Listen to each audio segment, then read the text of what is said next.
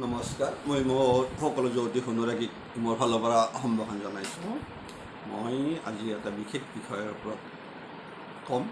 সেইটো হ'ল ইণ্টাৰকাষ্ট মেৰেজ।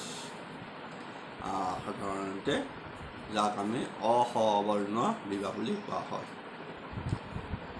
গতিকে এই বিষয়বস্তুটোৰ ওপৰত জ্যোতিষশাস্ত্ৰৰ কি মত দিছে বা কি কৈ থৈছে সেই বিষয়ে কিছু জনাটো দৰকাৰ। কাৰণ নিজে জানিব পাৰিব যদি কাৰোবাৰ আছে, আৰু যদি কোনোবাই যদি নিজৰ কাষ্টৰ বাহিৰেও আন কাষ্টত হয়তো লাভ খেলি আছে, সিও গম পাব প্ৰেম বিশেষকৈ চলি আছে। কথা আহি পৰে। মোৰ বিশেষ এজন অনুৰাগীয়ে জানিব বিচাৰিছিল যে কুণ্ডলীত কেনেকুৱা যোগ থাকিলে বা গ্ৰহ অৱস্থান কেনেকুৱা থাকিলে এইটো ইণ্টাৰকাষ্ট মেৰেজ হয়, অৰ্থাৎ অসবৰ্ণ বিবাহ।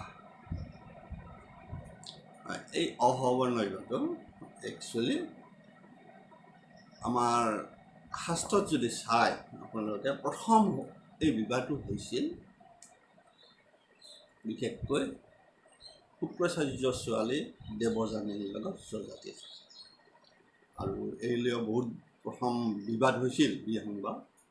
তাৰপিছত গুৰু শুক্ৰাচাৰ্যই এটা মত দিলে যে বিশেষকৈ নাৰীৰ কাষ্ট বিচৰাটো উচিত নহয়। গতিকে নাৰীয়ে যিকোনো বৰ্ণৰ লগত বিবাহ হ'ব পাৰে। কিন্তু তাৰ মাজত বহুতে এতিয়াও চলি আছে, কিছুমান ঠাই বিশেষকৈ এতিয়াও প্ৰৱক হৈ আছে বাধা নিষেধ। কিন্তু একচুৱেলি আমাৰ শাস্ত্ৰত তেতিয়াই শুক্ৰাচাৰ্যই মত দি গৈছিল পাৰে বুলি। কিয় দিছিল? নিজৰ ছোৱালীক দিব লগা হৈ গৈছিল, কাৰণ তেখেত ব্ৰাহ্মণ আছিল আৰু দেউতাকে ক্ষত্ৰিয়। প্ৰথম বিয়া সেইখনেই আছিল প্ৰথম ইণ্টাৰকাষ্ট বিয়া বুলি ক'ব পাৰি। তাৰে মাজেদি কথা আহি পৰিল কি, পিছত বিভিন্ন আমাৰ ধৰ্মত বিভিন্ন মতবাদৰ ফলত কিছুমান ঠাই বিশেষকৈ এতিয়াও কঠোৰতা অৱলম্বন কৰে। নিজৰ কাষ্টৰ পৰা বেলেগ কাষ্টত বিবাহ ক্ষেত্ৰত সহজে মত দিব নোখোজে, কিন্তু হৈ যায়। কি কৰিব? হৈ যায়। কাৰণ এইবিলাক হ'ল কি যে আমি কৈছোঁ যে বিশেষকৈ জ্যোতিষশাস্ত্ৰ কৈছোঁ, ময়ো এতিয়া কওঁ যে যিসকল জাতক বা জাতিকা, জাতক হওক জাতিকা হওক, যদি কুণ্ডলীখনত কি থাকে আপোনাৰ দ্বাদশ অৰ্থাৎ ব্যয় ভাৱ, দ্বাদশ আৰু সপ্তমটো পতি বা পত্নী স্থান, আপুনি সকলোৱে জানে। দ্বাদশ ব্যস্থান আৰু সপ্তম স্থান, এই দুটাতে যদি পাপ গ্ৰহ থাকে, পাপ গ্ৰহ ওলাৰ লগে লগে আপোনালোকে ধৰি নল'ব যে শনি ৰাহু বুলি।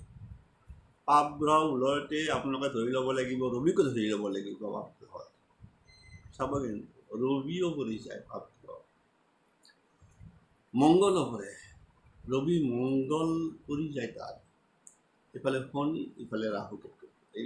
এই আপোনাৰ পাঁচটাই পাপ গ্ৰহ আমাৰ জ্যোতিষশাস্ত্ৰত। বাকী শুভ গ্ৰহ ওলোৱাৰ লগে লগে আপোনাৰ এইকেইটাই পৰে, বিশেষকৈ বৃহস্পতি, শুক্ৰ, বুধ, চন্দ্ৰ, এই চাৰিটাহে শুভ গ্ৰহ হৈছে। বাকী আৰু চন্দ্ৰ, কিন্তু আনফালে শাস্ত্ৰত কৈ থোৱা আছে যে চন্দ্ৰকো পাপ গ্ৰহ ধৰা হয়। সেইটো কিন্তু মনত ৰাখিব। কেতিয়া হয়? যেতিয়া ক্ষীণ চন্দ্ৰ বুলি কোৱা হয়। অৰ্থাৎ মই আগৰ এটা ভিডিঅ'ত কৈছোঁ যে চন্দ্ৰ বলৱান চন্দ্ৰ কেতিয়া হয়। গতিকে ঠিক সেইদৰে যে কৈছোঁৱেই যে শুক্লা অষ্টমীৰ পৰা কৃষ্ণ সপ্তমীলৈকে এই সময়খিনি ধৰা হয় বলৱান। ক্ষীণ চন্দ্ৰ ধৰা হয় এই পিছৰখিনি। অৰ্থাৎ আপোনাৰ কৃষ্ণ অষ্টমীৰ পৰা শুক্লা ষষ্ঠকলৈকে এইখিনি ক্ষীণ ধৰা হয়, ক্ষীণ চন্দ্ৰ। তাতকৈ আকৌ বেছি ধৰা হয় ক'ত, যদি আপোনাৰ ধৰে একাদশৰ পৰা অমাৱস্যালৈ কথা আহি পৰিল। ইফালৰো আপোনাৰ বিশেষকৈ এই ঠাইখিনি, বিশেষকৈ শুক্লবৃক্ষৰো যদি আপোনাৰ প্ৰতিবাদ হয়, দ্বিতীয়া, তৃতীয়া, চতুৰ্থী, এই সময়খিনিত যদি হয় বিশেষকৈ, সেইবিলাকত ক্ষীণ চন্দ্ৰতে পৰি যায়। কিন্তু তুমি হেৰি যাব, কিন্তু কথা আহি পৰি গ'ল। সেইকাৰণে এই বিষয়বস্তুটো অলপমান জটিল হৈ থাকে। গতিকে ক্ষীণ চন্দ্ৰ যদি অৱস্থান কৰে,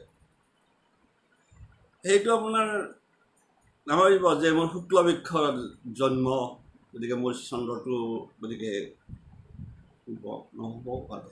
যদি আপোনাৰ যদি শুক্লপক্ষ দ্বিতীয় ভাৱত বা তৃতীয়াত জন্ম হৈছে, তেতিয়া আপুনি ক্ষীণ চন্দ্ৰত থাকিব শুক্লবৃক্ষ। যদি প্ৰতিবাদৰ হৈছে, দ্বিতীয়ত হৈছে, তৃতীয়, চতুৰ্থ, মোটামুটি পঞ্চমৰ পৰা লাহে লাহে মধ্যৱলী হৈ গুচি যায়। কথা আছে। তাৰপিছত কিন্তু ক'লোঁ ঠিক সেইদৰে কথা কৈছে যে যদি দ্বাদশ আৰু সপ্তমত যদি পাপগ্ৰহ থাকে, থাকিবই লাগিব। দ্বাদশত থাকিব লাগিব আৰু সপ্তমত থাকিব লাগিব। আৰু তাৰ লগত যদি পঞ্চমত ক্ষীণ চন্দ্ৰ থাকে, হয়তো কেতিয়াবা দেখা যায় কিন্তু দেই, যে তিনতে থাকিব সেইটোও নহয়, কিন্তু একদম বাস্তৱ অভিজ্ঞতা কৈছোঁ। কিন্তু দ্বাদশ আৰু সপ্তমত বা সপ্তম স্থানত যদি পাপগ্ৰহ থাকে বা দৃষ্টি থাকে, কিন্তু ইণ্টাৰকাষ্ট বিবাহটো হয়। সেইটো কিন্তু কম, এইবিলাকত হৈ যায়।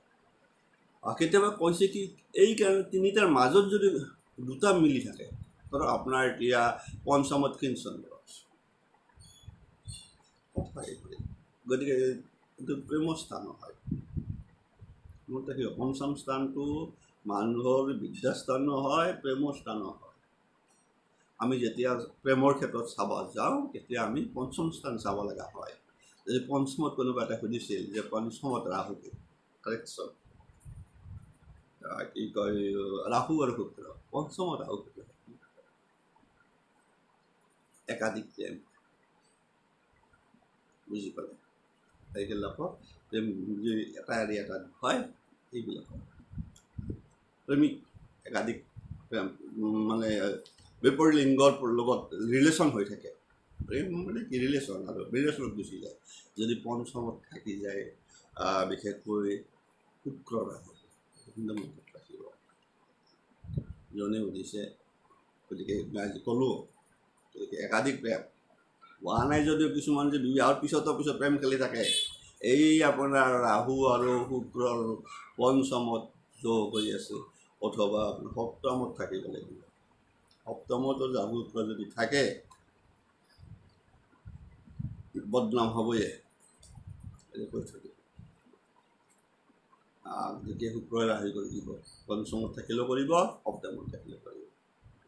গতিকে বিবাহৰ পিছতো অবৈধ সম্পৰ্কৰ যিবিলাক ৰাখে, সেইবিলাকৰ সপ্তমতো থাকি যাব পাৰে, হয়তো পঞ্চমতো ৰাহু আৰু শুক্ৰ থাকিব পাৰে, হৈ যায়।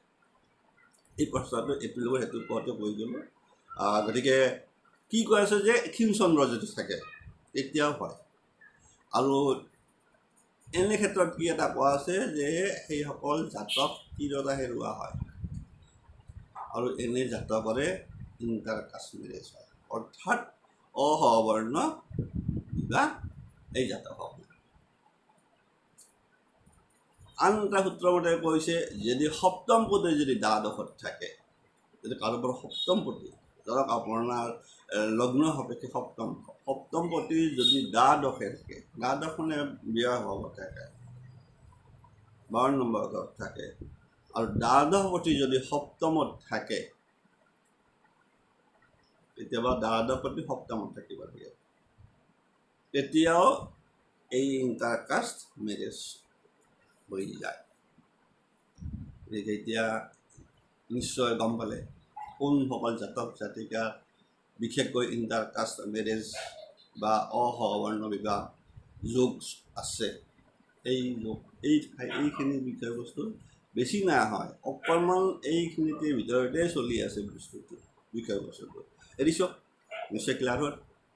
যদি কাৰোবাৰ আছে, যদি আপোনালোকে কোনোবাই যদি সেনেকুৱা যে কাৰোবাক যদি ধৰি লওক কোনোবাই ভাল পাই আছে ইণ্টাৰকাষ্ট, কাৰণ বিশেষকৈ চাই ল'ব, তেতিয়া যদি আছে হৈ যাব।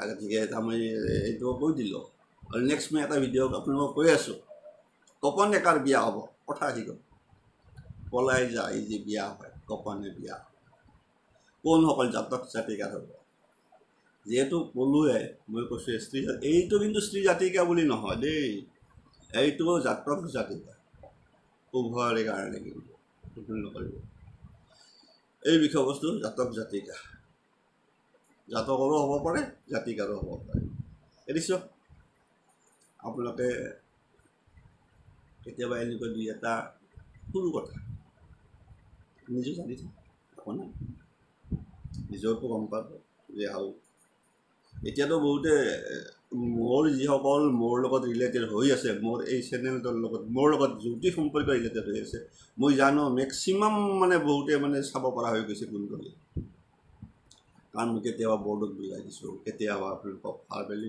ধুনীয়াকৈ বুজাই দিছোঁ আৰু যদি হঠাৎ কোনোবা যদি হঠাৎ চাই আগৰ ভিডিঅ' চাব লাগিব তেতিয়া বুজি পাব আগৰ কিছুমান ভিডিঅ' চালেহে বুজি পাব গতিকে যিসকল নতুন চাই আছে ছাবস্ক্ৰাইব কৰিব ছাবস্ক্ৰাইব কৰিলে আপোনালোকে এনেকুৱা কিছুমান কথা নিজে নিজে বহু কথা গম পাই যাব ছাবস্ক্ৰাইব কৰিব তেতিয়া ভিডিঅ'বিলাক আপোনালোকৰ তাত গুচি যাব ছাবস্ক্ৰাইব নকৰিলে চাৰ্চ কৰিব লাগিব সকলোৰে মংগল হওক কুশলে থাকক নেক্সট ভিডিঅ' এটা আমি দি আছোঁ আপোনালোকক এইটো গ'ল কিন্তু এতিয়া আহি গ'ল গোপনে কেতিয়া কোনসকল জাতক জাতিকাই গোপনে বিবাহ কৰে বা বিবাহ হয় গতিকে সেই এটাও যুক্তি